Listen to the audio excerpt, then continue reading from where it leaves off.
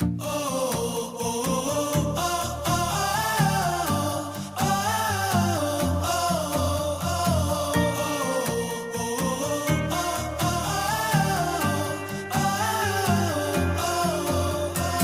4 wheels parkingan dito. May 3 wheels na parkingan dito. At dun po sa kabila, 2 wheels o sa mga single na motor. Gilid po doon, meron din po parkingan.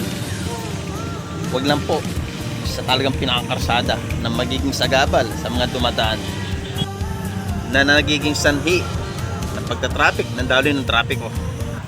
Sa kapunta to the moon, road trip, brum brum. Oh, hello po mga ka-LRT. Isang magandang oras po sa inyo lahat. Ngayon po ay Huwebes Santo. So napakarami pong dayo ngayon dito sa Tanay Public Market. Dahil marami pong mga pamilya nag-outing o may mga swimming.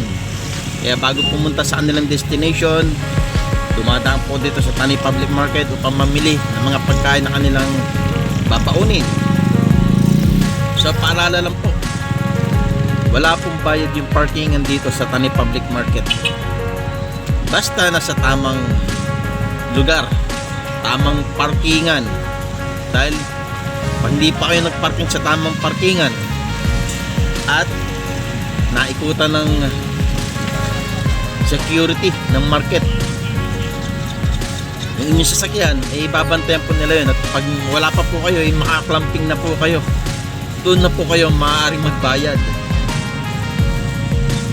So okay naman pa mong magtanong-tanong sa market personnel kung saan available na pwede kayo magparking. So yun na po yung ating paalala sa inyo sa mga madadayo po dito sa Tanay Public Market. Magtanong po kayo para hindi po kayo mapagbayad sa clumping na mangyayari o pwedeng maganap once na mali kayo ng pinagparkingan po. Ano po? So ingat din po sa lahat ng mga magsuswimming, mag-outing dyan po sa Barangay Taraitan o Taraitan River o Tinipak River. Basta sa lahat ng mga pupuntahan nyo, pag po nakainom na kayo, huwag na kayong maligo para walang mga aberya mangyayari. At sa mga hindi marunong lumangoy, bantayan po ng mga marunong lumangoy o huwag na pong papuntay sa mga malalalim na lugar dahil hindi po natin alam ang mga pangyayari. Ano po, yun na po yung mga bilin-bilin natin sa mga dumadayo po dito sa bayan ng Tanay upang may magkaroon ng kasiyahan. Kaya mag-ingat po para talagang mas masaya yung inyong banding. Yung nababalitaan po kasi tayo, may mga nalulunod at binabawian buhay. Kaya sa mga lasing po, huwag nyo na pong tangkayin maligo sa malalim kasi iba po parang ng paglasing, no? Kaya kung maglasing lang. Huwag nyo nang tangkayin maligo pa sa malalim na part. Sa Daranak naman po ay talagang bawal po ipasok yung alak. Kaya huwag na po kayo magtangka magpaw ng alak once na pupunta po kayo sa Daranak Falls. Meron pa talagang minsan matitigas sa ulo, nagpapasok pa rin.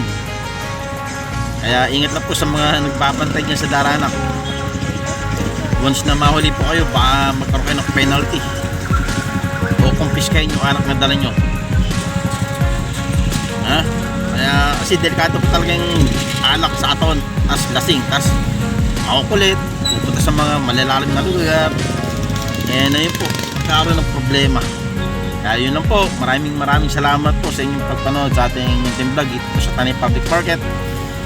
At sa paalala po natin na pag may alak, pwedeng may malunod.